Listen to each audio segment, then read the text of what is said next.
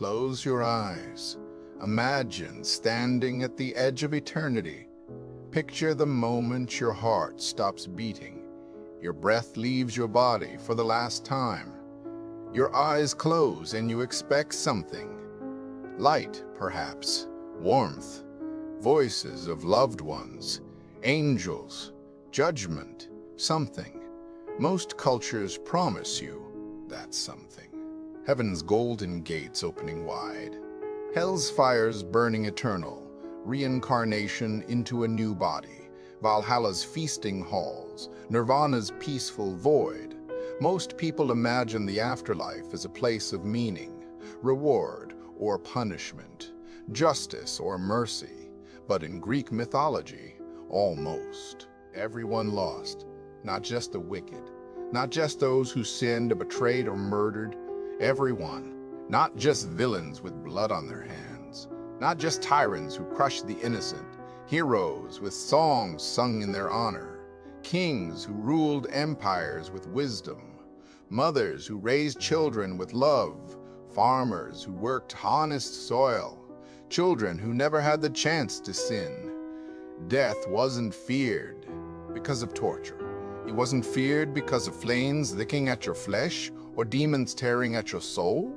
It was feared because nothing good waited on the other side. No light, no reunion, no rest, no peace, only emptiness, a void where you remained conscious, aware, you, but stripped of. Everything that made life worth living. And the Greeks knew this. They knew it so deeply, so intimately, that they would rather face 1,000 deaths in battle swords, piercing their hearts, spears through their lungs, than surrender to what came after. Because at least in battle, you still mattered. At least in battle, you could still feel. You've been told lies about the Greek underworld. Centuries of lies, actually. Hollywood gave you Hades as a villain, a double figure in a realm of fire. Dante borrowed Greek names and filled them with Christian torment. Victorian poets romanticized death as a dark lover. Modern fantasy turned the dull underworld into just another adventure zone, another level to beat. But the Greeks, the actual ancient Greeks who lived and died believing these myths, they imagined something far more horrifying than any torture chamber. Forget fire. Forget demons with pitchforks and red skin. Forget screaming, souls being flayed alive for eternity. Those are punishment fantasies. They're designed to scare you into behaving. But Greek mythology wasn't trying to scare you into obedience. It was trying to tell you the truth. And the truth was this: over 90% of the dead 90% didn't go to paradise. They didn't go to a torture chamber designed specifically for their sins. They went somewhere far, far worse. Nowhere. A place where nothing happens. Where time doesn't pass because there's nothing to measure it against. Where you are conscious, aware, remembering who you were, but incapable of feeling joy, or pain, or anything, forever, and ever, and ever, and ever, and ever. Welcome to the Asphodel Meadows. The name sounds almost gentle, doesn't it? Poetic, peaceful. Asphodel, a pale, ghostly flower that grows in shadowed places. Meadows, fields of soft grass swaying in an eternal spring breeze. You might imagine it as a resting place, a garden where souls wander in quiet contemplation. It wasn't. Imagine a gray fog stretching endlessly in every direction. No sun warming your face, no stars to navigate by, no horizon to walk toward, no mountains in the distance, no rivers cutting through the landscape, just mist, thick, gray, eternal mist. And in that mist, souls drift, not walking with purpose, not running toward anything or away from anything, not searching for loved ones or seeking exit, just wandering. They don't speak. When they pass each other, and they do, constantly, endlessly, they don't acknowledge one another. No nods, no greetings, no recognition. They barely think. Memories of their lives' loves that once burned bright, victories that once filled them with pride. Children's laughter, wedding feasts, summer days, all of it fades like dreams upon waking. Names become whispers you can't quite hear. Faces blur into generic shapes. You know you were someone once, someone important, someone loved, someone with a story. You just can't remember who. The Greeks called this existence Asphodel, like neither alive nor truly dead. A liminal state, a gray zone. You weren't being punished. This wasn't torture designed to make you suffer. This was just what happened to almost everyone, no matter how good you were, no matter how much you sacrificed, no matter how many people you helped or how faithfully you honored the gods. This was your reward for being born human. Eternal, conscious oblivion. To the Greeks, this was worse than any torture, because torture means you still exist in a meaningful way. Torture means the universe still cares enough about you to make you suffer. Torture means you still matter. But this was being erased, not quickly, not mercifully, slowly, inevitably, eternally. Your memories dissolving like salt in water. Your personality smoothing out like a stone in a river. Yourself, everything that made you you. You couldn't remember your own face. And there was no escape, no second chances, no reincarnation, no heaven waiting after you'd served your time. This was it, forever. But let's back up, because death wasn't an instant transition to the meadows. It was a journey, a bureaucracy. When you died, truly died, when your last breath left your body and your eyes went dark, you didn't simply float away into some peaceful void. Your soul stood up, and you were still you, still conscious, still aware, still carrying every memory, every fear, every hope you'd ever had. But your body, that was behind you now, a shell, meat that would rot, and standing beside you, waiting patiently, was Hermes, Psychopompos, the guide of souls, the conductor of the dead. He didn't speak, he didn't explain, he simply gestured down, and you followed. Not because you wanted to. You had no choice. Death doesn't offer options. Down through caves that had never seen sunlight, through passages carved by water and time, through gates that had never seen sunlight, through passages carved by water and time, through gates that close behind you with the finality of a coffin lid sealing. Down, down, down, until you reach the River Styx. Black water that reflected nothing, not your face, not the sky above, nothing. Water so dark and cold that even the gods swore their most binding oaths upon it. And there, waiting at the shore in his rotting wooden boat, was Charon, the ferryman, old beyond measure, silent, grim, his face hidden beneath a hood that seemed to be woven from shadow itself. He extended one skeletal hand, palm up, waiting for your coin. One obial, a single small coin that should have been placed on your tongue or over your eyes at burial, payment for passage. Did you have it? Did your family perform the proper rites? Did they close your eyes and place that cold metal on your tongue before they buried or burned you? If yes, Charon took it without a word. He gestured to his boat. You climbed in the wood, so old it should have crumbled, yet somehow held, and he pushed off from the shore. The crossing was silent, cold. The black water gave off no reflection, no sound, no sense of depth. You couldn't see the far shore until you were upon it. But if you didn't have a coin, if your family couldn't afford burial rites, or if they were your enemies and denied you proper funeral, or if you died alone and lost with no one to find your body, you waited on the shore of the Styx, among hundreds, thousands of other unpaid souls. Not for a day, not for a month, not even for a year. 100 years, conscious, aware, watching boatload after boatload of souls cross while you stood there, unable to move forward, unable to return, trapped for a century. And if your body was never buried properly, if you were lost at sea, if animals scattered your bones, if you were left to rot in a ditch or burned without proper ritual, you didn't even get to wait. You became something worse, a Vricolakus, a restless shade. You wandered the world above, invisible, unable to speak, unable to touch anything, unable to warn the living or help them, or even let them know you still existed. You watched your family mourn and move on. You watched your children grow old. You watched your home crumble and strangers move in, and you could do nothing forever. This is why the Greeks feared improper burial more than death itself. This is why Antigone risked execution to bury her brother's body. This is why soldiers would die trying to recover their fallen comrades from the battlefield. This is why even the most bitter enemies would sometimes honor fallen foe with funeral rites. Because at least in death, there was a process, a system, a way forward. Without burial, you didn't even get that mercy. You got eternity as a ghost, watching, invisible, voiceless, forever.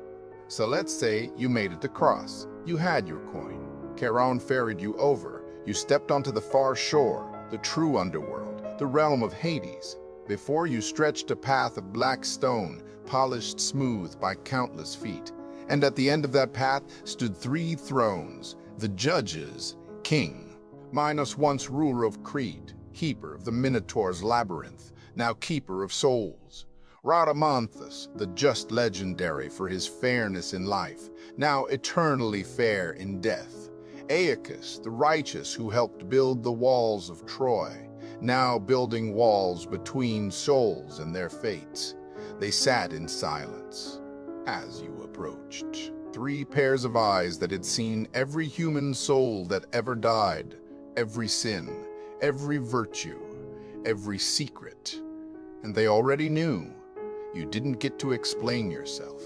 You didn't get to tell your side of the story. You didn't get to say, but I meant well, or I didn't know, or I was trying my best. They judged your actions, period. Did you honor the gods every day with every choice? Did you show Xenia sacred hospitality to every stranger who came to your door, even when you were poor, even when you were tired, even when you were suspected they might rob you? Did you fulfill every vow you ever made, every promise, every oath? Did you honor your parents, your ancestors, your city? Did you die in a way that brought honor or shame? Did you kill? Yes. Was it in honorable combat or murder? Did you steal? Yes. Was it to feed your starving children or for greed? Did you lie? Yes. Was it to protect someone or to save yourself?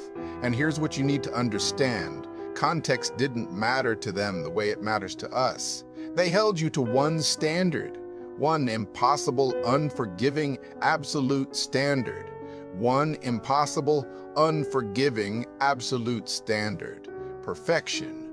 Not good enough. Not better than most. Not tried. Their best given the circumstances. Perfection. And almost no one met that standard. Almost no one. Because the Greeks didn't believe humans could be perfect. That was the point. Humans were flawed by nature. Humans made mistakes. Humans had passions and fears and needs that led them astray. The judges knew this, and they judged you anyway. To the left, Elysium. For the few, the blessed, the divinely favored. To the right, Tartarus. For those who defied the gods. Straight ahead, the Asphodel Meadows. For everyone else. Which, again, was almost everyone. Odysseus, the cunning king who outwitted gods and monsters, wandered the Asphodel Meadows. Agamemnon, who commanded 1,000 ships to Troy, drifted in gray fog, his glory forgotten. Ajax, who fought beside Achilles and held the line when all seemed lost, became a shade with no memory of his strength. Patroclus, beloved of Achilles, gentle and brave, dissolved into the mist like everyone else. These were heroes. Men with entire epic poems written about them. men whose names we still know 3,000 years later.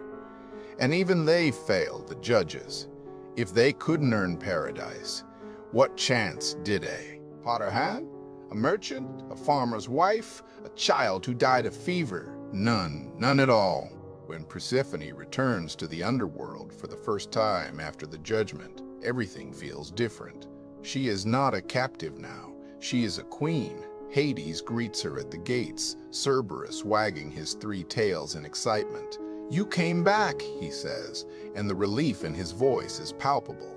"I said I would. I know, but I feared you would change your mind." She steps closer, taking his hand. "I made a choice, Hades, and I'm choosing this, choosing you, choosing to be more than I was." He looks at her as though she is the most precious thing in all existence. "Then let me show you what it means to rule beside me," he says. And so Persephone becomes queen of the underworld. She learns to judge souls alongside Hades, her compassion balancing his stern fairness. She tends the gardens, coaxing beauty from darkness, proving that life and death are not enemies, but partners. She wears a crown of pomegranate flowers and dark jewels, and when she walks through the halls of the palace, the dead whisper her name with reverence, not fear. She is powerful here, respected, whole. And when she lies beside Hades in the stillness of their shared chamber, his arms around her, she feels more at peace than she ever did in the endless spring above. "I love you," he whispers one night, the words hesitant, as though he fears they might break something fragile. "I know," she says, turning to face him, "and I love you. It is not the love of fairy tales, bright and simple and uncomplicated. It is darker than that, deeper, born of shadows and stillness and the slow, painful unfolding of 2 people learning to be seen. But it is real, and it is theirs." Let me tell you a story, a scene from Homer's Odyssey that haunted the Greeks. Odysseus, still alive, still on his impossible journey home, was told by the witch Circe that to find his way, he must travel to the edge of the world and speak with the dead. So he went. He performed the proper rituals, made the proper sacrifices. He dug a pit and filled it with blood, the only thing shades could drink to temporarily remember themselves, and the dead came. His mother, who died of grief, waiting for him, his fallen comrades from Troy, warriors and kings and sailors lost at sea. And among them came Achilles, the greatest warrior Greece ever produced, the man who could not be killed except for one vulnerable heel, the hero who chose glory over a long life, who knew he would die young and chose it anyway because fame was worth more than years, the man sung about for 3,000 years. Odysseus saw him and felt relief. Because if anyone had earned Elysium, surely it was Achilles. And Odysseus said to him, "Achilles, no man before you was more blessed, nor ever will be. Once, when you lived, we honored you like a god among us. And now, here among the dead, you rule with great authority. Do not grieve for your death, Achilles." Do you know what Achilles said back? "Do not speak soothingly to me of death, glorious Odysseus. I would rather be a servant, bound to a landless man with nothing to his name, someone with barely enough to live on, than be king over all these lifeless, exhausted dead." Read that again in your mind. I would rather be a servant, bound to a landless man, with nothing to his name, than be king over all these lifeless dead. The greatest warrior in Greek legend offered comfort, told he still had authority and honor, even in death rejected it. Oh, because even Achilles, in all his glory and power and eternal fame, knew the truth. Death was loss. Total, absolute, irreversible loss. No amount of honor in life could change that. No amount of songs sung about him, no amount of glory or fame or being remembered.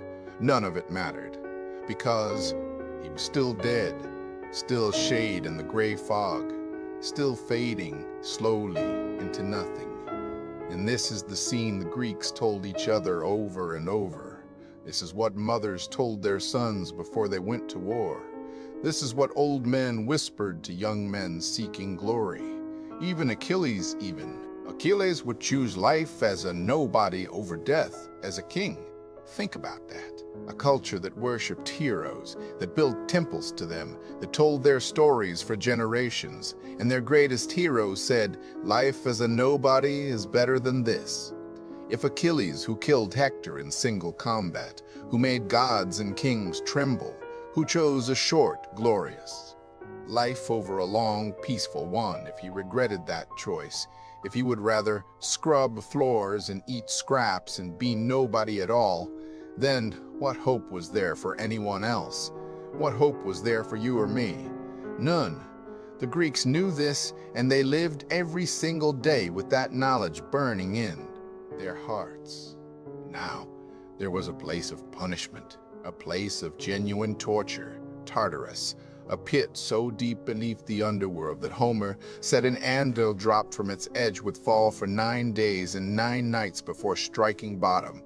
A place of bronze walls and iron gates, a place where the Titans themselves were imprisoned after losing the war against the Olympians. A place of eternal, creative, personalized suffering.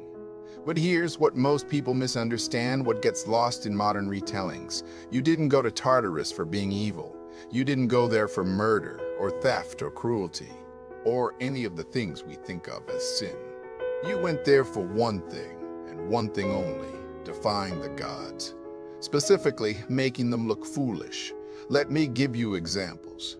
Sisyphus, you know his punishment rolling a boulder up a hill for eternity, only for it to roll back down just before he reaches the top, every single time. Forever, exhausting, pointless, maddening labor with no hope of completion. But do you know his actual crime? He didn't commit genocide. He didn't slaughter innocents or burn cities or enslave nations. His crimes were these. He cheated death twice. First, when Thanatos, death himself, came for him, Sisyphus asked how the chains worked. And when death demonstrated, Sisyphus chained death himself. For years, no one could die. Warriors fought with mortal wounds and didn't fall. Old people suffered and couldn't find release. The natural order broke until Ares, god of war, freed Thanatos, because war is no fun when no one dies. So they came for Sisyphus again, and this time he told his wife, when I die, don't perform funeral rites. Don't bury me properly. She obeyed. So when Sisyphus arrived in the underworld, he complained to Persephone, my wife dishonored me. She didn't give me proper burial. I need to go back and teach her respect for the dead. And Persephone, new to her role, still compassionate, allowed it. Sisyphus went back to the world above and stayed there, lived a full life, grew old, died naturally decades later. His punishment wasn't for murder. It was for making the gods look stupid, for humiliating death itself, for treating the cosmic order like a game he could win. And so he pushes that boulder, forever, or Tantalus, standing forever in a pool of water that drains away when he bends to drink, beneath fruit branches that lift away when he reaches for them. Eternal hunger, eternal thirst, relief always visible, always close, never attainable. His crime? He was invited to dine with the gods, a rare honor, and he decided to test them. He killed his own son, Pelops, cooked him and served him as a meal to see if the gods would notice they were eating human flesh. They noticed, all except Demeter, who was distracted by grief over Persephone and accidentally ate a shoulder. The gods were furious, not just at the murder, though that was bad enough, but at the presumption, the arrogance, the idea that a mortal could trick the gods. Hubris, that was the unforgivable sin, or Ixion bound to a burning wheel that spins forever through the sky. His crime? He tried to seduce Hera, Zeus's wife. Zeus tricked him with a cloud shaped like Hera, and Ixion bragged about sleeping with the queen of the gods. punishment, eternal burning, spinning humiliation. Do you see the pattern? Tartarus wasn't for people who hurt others. It was for people who challenged divine authority, who made the gods look weak or foolish or less than all-knowing. The Greeks didn't create Tartarus to punish murderers and thieves. Those people just went to the meadows like everyone else. They created Tartarus to send a message: do not challenge the gods. Do not think yourself their equal. Do not mock them. Do not trick them. Do not ever make them look like fools. Because if you do, eternity itself will break you. Tartarus wasn't about justice. It wasn't about protecting the innocent or punishing the guilty. It was about obedience. Stay in your place, know your station, worship the gods. Know your station, worship the gods, and don't ask questions. And maybe they'll let you fade peacefully into the gray fog instead of screaming forever. But wait, there was a paradise, wasn't there? A place where the blessed went, where heroes feasted eternally and pain didn't exist and joy never faded.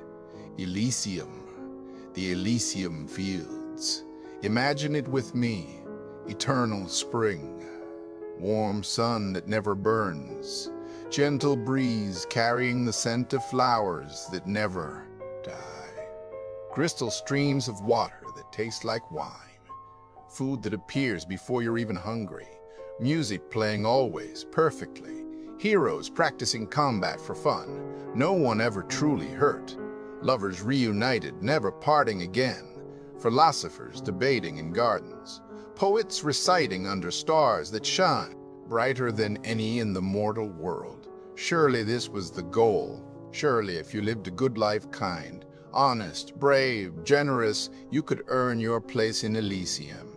No, Elysium wasn't earned by kindness. It wasn't a reward for living morally or bravely or selflessly.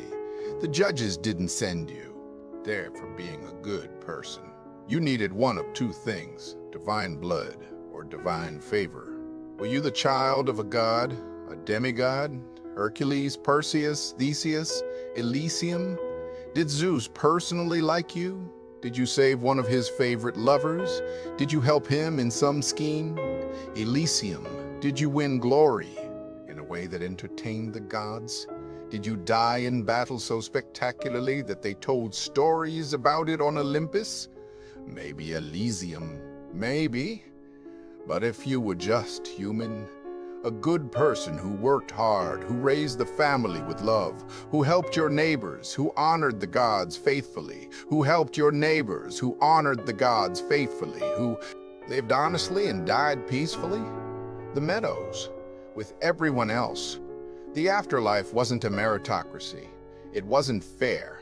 It wasn't designed to reward virtue. It was a lottery, and the gods held all the tickets. You could be the most moral person who ever lived, never lied, never stole, never hurt anyone, gave everything to help others, and still wander the gray fog forever. While someone who murdered dozens but happened to be Zeus's son from a one-night stand, paradise, that was the Greek afterlife. Not just, not fair, not comforting, just true to how the Greeks saw the gods, powerful, capricious, uninterested in human notions of fairness. And almost no human was meant to reach Elysium. It was never for you, it was for them. The special ones, the chosen ones, the ones the gods, for whatever reason, decided to love. The Greeks built their myths this way on purpose. They weren't being cruel. They were being honest. They were saying, life is all you get. The gods don't owe you happiness. The universe doesn't owe you fairness. So make it count, make it matter, now, while you still can. So why did the Greeks imagine such a bleak afterlife? Why not promise heaven like Christianity did later? Why not offer reincarnation like Hinduism? Why not give people hope? Because Greek mythology wasn't designed to comfort you. It was designed to wake you up. The Greeks believed that life, this brief, fragile, beautiful existence you're living right now, was everything. Not a test for the real life to come, not a trial you had to pass, not a temporary stop before eternal reward. Everything. And so everything you did mattered. Glory mattered. Honor mattered. Legacy mattered. The stories told about you after you died mattered. Not because they lasted forever, but because they were all you had. When you died, your strength faded, your memories dissolved, your voice fell silent, your very self drained away like water through fingers. So the Greeks asked themselves, what will you leave behind? What mark will you make on the world? Will anyone remember your name? Will anyone tell your story? Will anything you did echo forward into the future? Because that was the only immortality mortals could ever achieve. Not in Elysium, feasting with heroes, but in memory, in the stories told about you, in the children you raised who remembered your wisdom, in the city you helped build, in the friend whose life you saved, in the songs sung about your deeds. That's why Achilles chose a short, glorious life over a long, peaceful one. Because a long life that no one remembered was worse than death. But a short life that became legend, that was immortality. That's why Odysseus fought so hard to get home, not to some paradise, but to his wife, his son, his kingdom, to the life he had. That's why Hector faced Achilles, even though he knew he'd lose, because dying with honor was better than living with shame.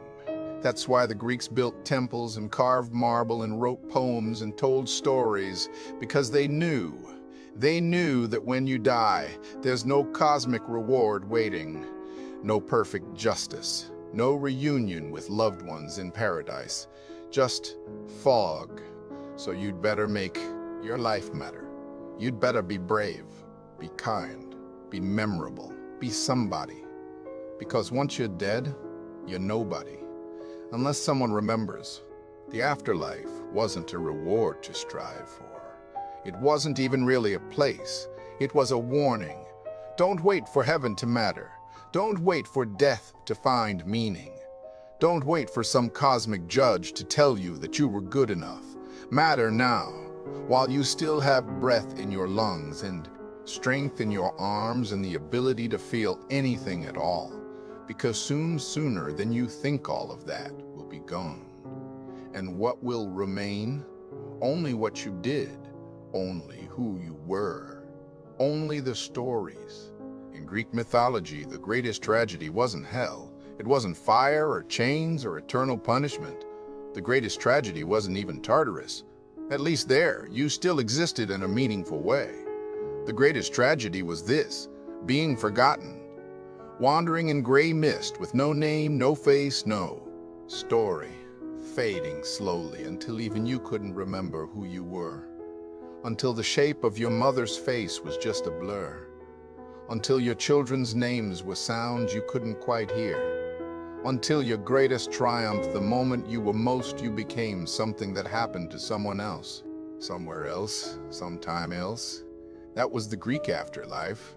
Not a place of justice or punishment or reward, just emptiness. Conscious, eternal, inevitable emptiness. And the Greeks lived every single day knowing this. So they fought. They fought in wars knowing they'd probably end up as shades, but fighting anyway because glory in life was worth it. They loved. They loved deeply, desperately, knowing separation was forever, but loving anyway because the alternative was living without love. They created. They built temples and wrote poems and carved statues and told stories, knowing none of it would save them from the gray fog, but creating anyway because that was how you lived forever. They sang songs about heroes who died young. They honored the dead with elaborate funerals and annual remembrances. They carved names into stone and bronze and marble. They told stories around fires, passing them down generation to generation, because they knew life was fleeting, the body was temporary, even consciousness itself would eventually dissolve. But a name, a story, a legacy, that could last forever. Not in paradise, not in any afterlife, but here, in the world of the living, in the memories of those who remain, in the stories told in the dark. That was their immortality, the only one they believed in, the only one that mattered, and maybe the only one that's real. So they fought, they loved, they created, they sang songs and built temples and carved their names into stone, because they knew life was fleeting, but a name, a story, a legacy that could last forever.